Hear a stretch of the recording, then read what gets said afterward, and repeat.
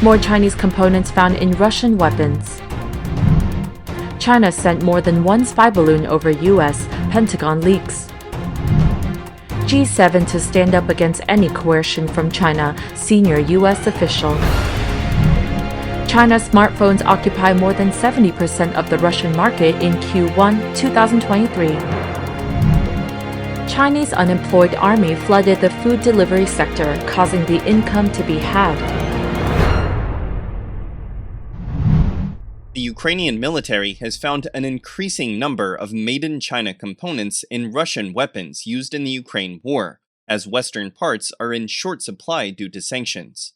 According to Reuters, a senior advisor to the Ukrainian president's chief of staff on sanctions policy, Vladislav Vlasyuk, said, "In the weapons recovered from the battlefield, we continue to find different electronics. The trend is now that there are less Western-made components, but more not hard to guess which country-made components. Of course, China." Ukrainian experts provided Reuters with some cases. In Russian Orlan UAV navigation systems, they found made-in-China components, rather than ones from Switzerland. In Russian tank fire control systems, Chinese parts have also been found. Vlasyuk said that Ukraine forces could identify some weapon makers and suppliers, and share the information with its Western allies.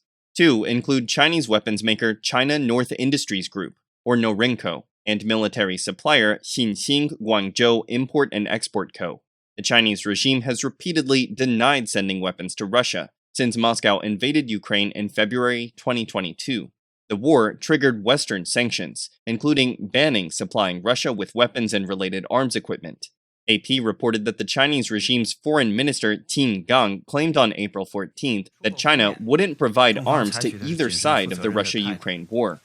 不向冲突的有关方提供武器，依法依规对两用的物项的出口进行管制。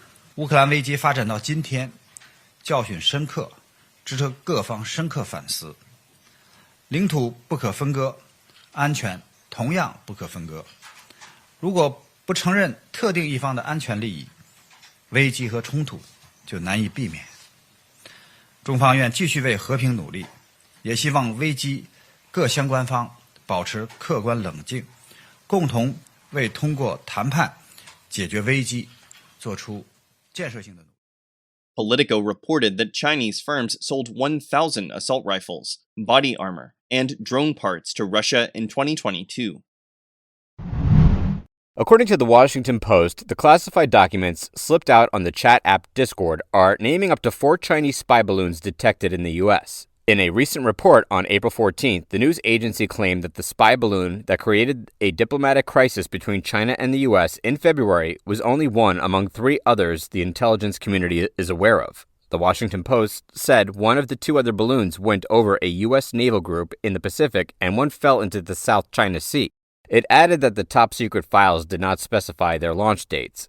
The flying objects that flew over the U.S. between late January and early February is called Killeen-23 in the documents. The report said that U.S. officials did not have a clear answer about this spy balloon as they failed to identify some of the sensors and antennas of the balloon more than a week after bringing it down. Leaked documents from the National Geospatial Intelligence Agency, NGA, had photos of Killeen-23 with notes in which analysis said that the balloon could create enough power to operate any surveillance technology such as radar that could see at night or through clouds and thin material. Before the Pentagon documents, it was known that Killeen-23 had collected intelligence from several American military sites before being shot down. Sources said China could have acquired more intelligence if the Biden administration had not acted. NBC News reported that the intelligence China captured was mainly signals from weapon systems or base personnel's communications rather than images. 2 other names were also mentioned in the top-secret documents, Bulgar 21 and Arcado 21. However, there is no confirmation that these are the same ones that went over the carrier and fell into the South China Sea. Officials assessed that Bulgar 21 had sophisticated surveillance equipment circling the world from December 2021 until May 2022. Meanwhile, analysts said Arcado 21 had similar equipment and a foil-lined gimbaled sensor. One anonymous U.S. official said the names of such balloons follow an alphabetical order, which implies that there may be more cases of detected Chinese spy balloons that were not leaked. The name seemed inspired by notorious criminals such as Tony Accardo, James Whitey Bulger, and Donald Killeen. The reason behind this tendency is not mentioned. A top official from the U.S. State Department stated on Monday that amid rising tensions around Taiwan, the group of 7 countries agreed to resist any Chinese coercion or attempts to assert control in the Taiwan Strait.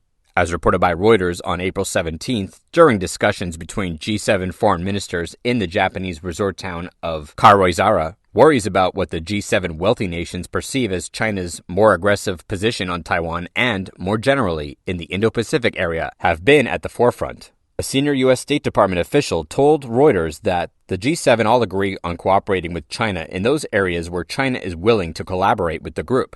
The official added, "We are certainly going to stand up against any coercion, any market manipulation, any effort to change the status quo in the Taiwan Strait. As the only Asian member of the G7, Japan has been greatly concerned about any potential action by Beijing on neighboring Taiwan." After a bilateral meeting with U.S. Secretary of State Antony Blinken, Japanese Foreign Minister Yoshimasa Hayashi said, "The impact the peace and stability of the Taiwan Strait has on our country is a given, but it is a crucial factor in the wider safety and security of the international community as well." Hayashi told reporters that French Foreign Minister Catherine Colonna said France has deep feelings about upholding the status quo and preserving peace and stability in the Taiwan Strait. Apart from expressing a tougher stance on China's threats, G7 nations discussed other critical international issues, such as a common approach to the war in Ukraine, North Korea's missile tests, and punishment against Russia through financial and economic sanctions. The Russian market witnessed a significant increase in sales of Chinese smartphones in the first quarter of 2023. Citing data from Russia's top consumer electronics chain, M-Video Eldorado, Reuters reported on April 17th that this figure reached 70%, up from nearly half of the previous year. After Samsung and Apple both reduced sales in Russia due to the conflict in Ukraine, China's smartphone industry exploded, with Chinese manufacturers Xiaomi and Realme currently holding the top 2 positions. Russia dramatically boosted its usage of the yuan, increasing energy supplies to China, and began selling more automobiles with Chinese brands. As Western automakers leave Russia, Moscow is increasingly independent of Beijing. According to M-Video, Apple and Samsung have failed from first and third place in 2022 to third and fourth, respectively. M-Video added in a statement on April 17th, demand for brands from China in quantity terms increased by 42% relative to last year, and their total share was over 70%. According to a report in Kommersant newspaper last month, Russia is attempting to wean itself away from Western technology. For example, it has instructed officials working on the 2024 presidential election to stop using Apple iPhones due to security concerns.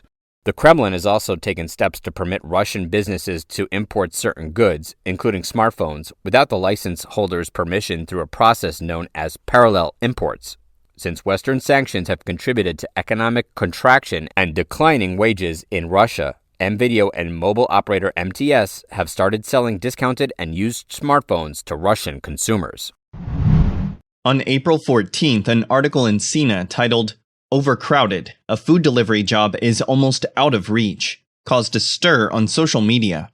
Unemployed army flooded the food delivery sector, causing the income to be halved, has become a hot search on Baidu.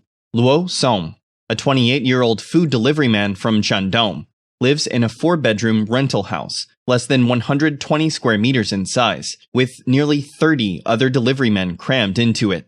The house has bunk beds and no public area. Luo Song and Ding Changyi have been delivering food in the bustling North 4th Ring Road for a long time. They receive about 2,300 orders daily, but can only deliver about 30 orders. They calculate that a food delivery person who knows the routes can deliver 15 to 20 orders during the noon rush hour. Chinese financial website JRJ.com said, on the one hand, the growth rate of orders from big markets, such as Meituan, has slowed down.